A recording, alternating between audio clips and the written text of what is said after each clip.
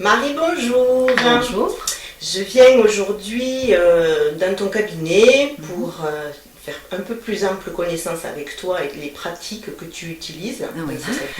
Alors, ma première question, bien évidemment, c'est peux-tu te présenter?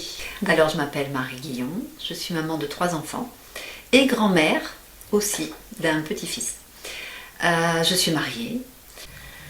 En parcourant ton site internet, j'ai pu constater que tu utilisais plusieurs techniques. Oui. Peux-tu nous les citer et en nous les expliquant un tout petit peu? Alors, dans un premier temps, il y a bien sûr la psychothérapie qui permet de décoder en fait les mécanismes intérieurs qui parfois nous amènent à tourner en boucle dans certains comportements ou dans certaines pensées. Ensuite, il y a l'EMDR qui est une reprogrammation neuronale pour permettre de pouvoir dépasser des situations traumatiques, émotionnelles ou des états émotionnels qui nous dépassent. Donc ça, c'est l'EMDR. Ensuite, il y a la kinésiologie. Et la kinésiologie, c'est donner la parole au corps. Avoir accès à, on va dire, à un décodage de certains, voilà, de certains états émotionnels ou de certains comportements également. Mais c'est, disons que par rapport à l'EMDR ou par rapport à la psychothérapie, on va donner la parole au corps qui a toujours des réactions spontanées en fait, qui ne sont donc pas gérées par la conscience et donc on a accès de manière peut-être plus profonde que la psychothérapie par exemple à des zones de l'inconscient grâce aux réactions spontanées du corps en fait, ce qu'on appelle le test. Voilà, ça c'est la kinésiologie. Et pour finir, l'hypnose ericksonienne qui est en fait un état dans lequel je vais mettre la personne, un état entre conscient et inconscient, et qui permet d'aller remonter à la racine de certains processus automatiques et de pouvoir les décoder et les libérer ou les transformer. Quand tu parles d'hypnose ericksonienne, est-ce que tu peux nous expliquer la différence qu'il y a avec l'hypnose que nous connaissons tous et que nous voyons par exemple à la télé? Alors, l'hypnose ericksonienne est une hypnose thérapeutique, déjà dans un premier temps. Et en fait, l'hypnose de spectacle donne des ordres, alors que l'hypnose thérapeutique va simplement permettre à la personne d'aller une certaine liberté pour aller à l'intérieur d'elle-même, dans ses processus inconscients, dans lequel on ne va pas volontairement, l'hypnothérapeute ne va pas volontairement demander quelque chose, c'est à la personne d'aller elle-même dans tout un processus donc proche entre conscient et inconscient, encore une fois, qui va permettre de se reprogrammer, mais avec ses propres besoins à elle, ses propres sensations à elle. C'est pas moi qui vais induire qu'elle fasse ou qu'elle soit quelque chose. Ça, c'est la différence avec l'hypnose de spectacle, en fait. On est vraiment dans le cadre de la thérapie.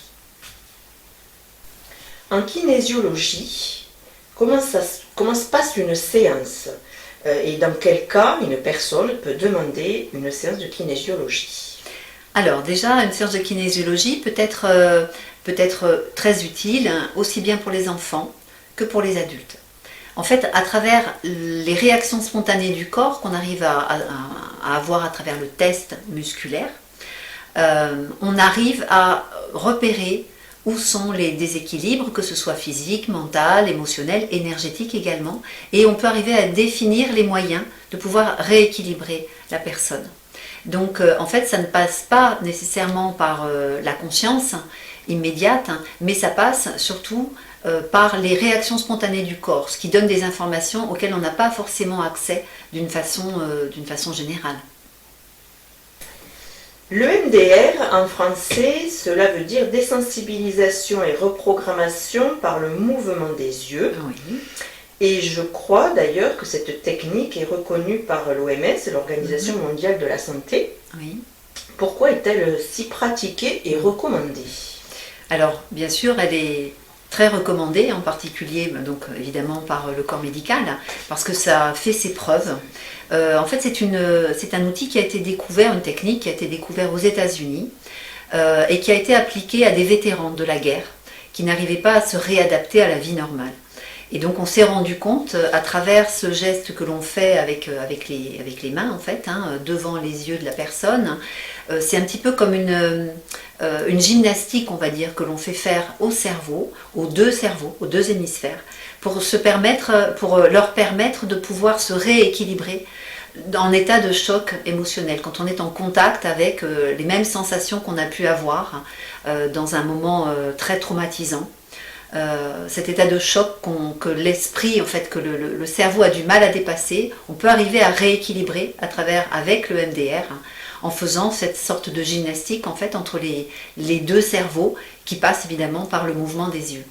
En fait, c'est de pouvoir donc avec les mains, de pouvoir rééquilibrer les deux cerveaux à travers la stimulation d'un œil après l'autre, ce qui crée en fait une réaction neurologique qui provoque ce rééquilibrage. Voilà, et donc c'est pour ça, ça a fait vraiment ses preuves depuis de nombreuses années. Et donc c'est pour ça qu'aujourd'hui l'OMS le recommande et que c'est recommandé par le corps médical. Lorsqu'une personne est devant toi et commence donc à t'expliquer la raison pour laquelle elle fait appel à toi, oui. Comment savoir quelle technique utiliser pour l'aider? Alors comment savoir? Déjà ça va dépendre de ce que nous allons nous dire, ce que la personne va me confier en fait comme problématique. Et ensuite ça va dépendre également si nous avons par exemple 4 ou 5 séances, je peux très bien utiliser des outils différents.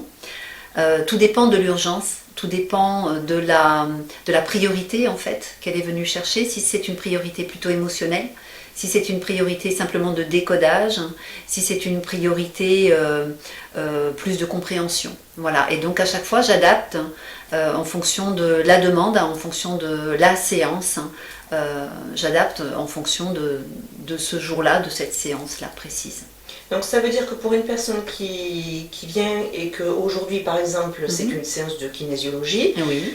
Une prochaine fois elle peut avoir une autre technique. Oui, tout à fait. On peut très bien utiliser l'hypnose ou le MDR par exemple. Et si on a fait une séance de kinésiologie, c'est la même chose, etc. On peut vraiment, on adapte à chaque fois en fonction de ce que la personne est en train de traverser au moment où elle arrive, au moment où elle vient me voir. Quelle formation faut-il pour toutes ces techniques que tu viens d'évoquer? Alors, en tout cas, les formations que j'ai reçues, j'ai commencé par 3 années de formation en thérapie rogérienne, Carl Rogers. Voilà, ensuite je me suis rendu compte qu'il était important d'avoir aussi un outil complémentaire de décodage du corps, donc j'ai été formée à la kinésiologie et donc à nouveau pendant 3 ans. Ensuite j'ai eu donc cette formation en 2005 sur le MDR et ensuite j'ai fini par la formation en hypnose ericksonienne donc. Et donc ce qui fait qu'en tout et pour tout, j'ai à peu près 7 années de formation. Avec toutes ces pratiques que tu viens de nous citer, quelles sont les qualités indispensables liées à la nature de ton métier? Alors déjà dans un premier temps, la capacité d'écoute pour moi est essentielle. Pouvoir pratiquer aussi avec un mélange d'intuition et de décodage de ce qui n'est pas dit. Et ensuite, bien sûr, pour moi, ce qui paraît essentiel, c'est d'avoir déjà fait l'expérience de ce que c'est que la thérapie ou les thérapies différentes. Et j'ai bien sûr 7 ans de formation, mais j'ai fait beaucoup plus de travail personnel et d'expérimentation aussi de tous mes propres blocages. Voilà, donc je sais de quoi je parle. Et j'ai donc cette expérience personnelle déjà. Et ça a commencé par ça d'ailleurs. Avant même de commencer mes formations, je me suis rendu compte que c'est vraiment ce qui m'avait permis de retrouver mon équilibre, ce que je disais au tout début de notre interview. Voilà, c'est vraiment d'être passé par là, c'est ce qui a pour moi ouvert des portes et qui m'a permis surtout de pouvoir me rendre compte que nous avons à l'intérieur de nous des ressources. Et ce potentiel, il est là, il est à notre disposition. En tout cas, toute cette recherche personnelle nous permet vraiment de pouvoir découvrir des capacités auxquelles on n'aurait pas pensé sans avoir fait tout ce chemin. Alors, j'ai remarqué également sur ton site internet que tu parlais d'astrologie. Pourquoi? Alors déjà, je parle d'astrologie qui est une astrologie d'évolution. C'est-à-dire qu'en fait, je me situe non pas uniquement au niveau d'un décodage psychologique, en fonction des énergies planétaires, mais surtout, disons, des potentiels ou des défis de l'humain. Alors, je m'appuie sur les énergies des planètes. Bon, on sait bien, par exemple, que la Lune influence les marées. Et en fait, pour l'être humain, on s'est rendu compte que c'était la même chose.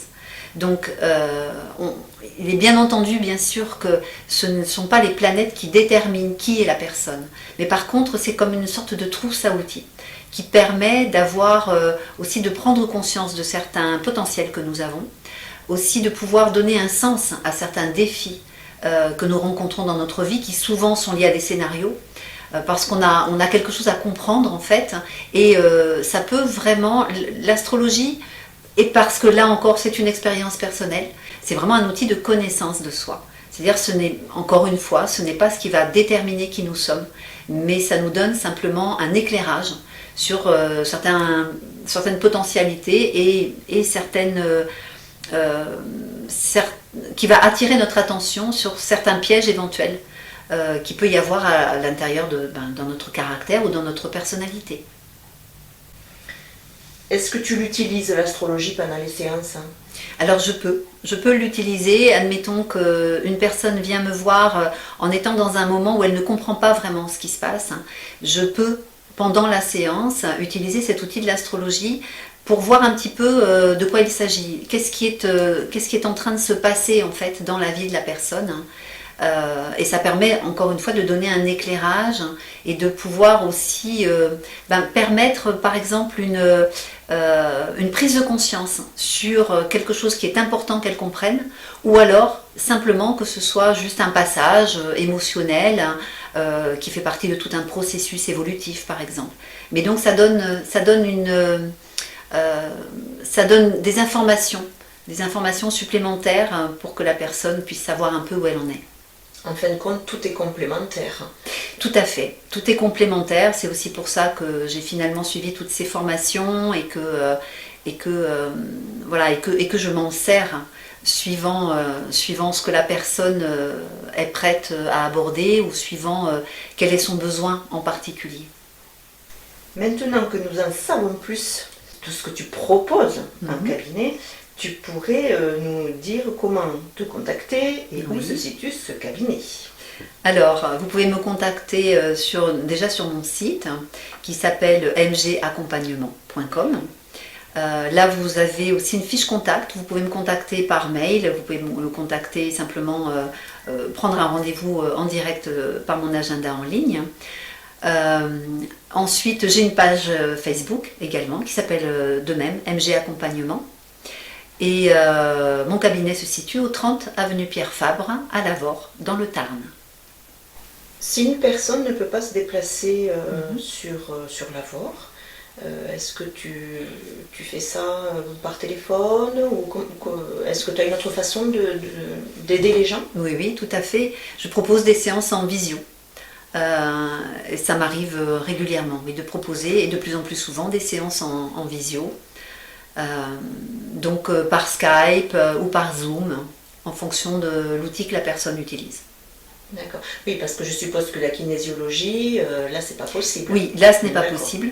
Donc, ce sera un accompagnement qui sera beaucoup plus... Ça peut être aussi un accompagnement émotionnel, mais ce sera un accompagnement beaucoup plus de décodage ou l'utilisation de l'astrologie, par exemple.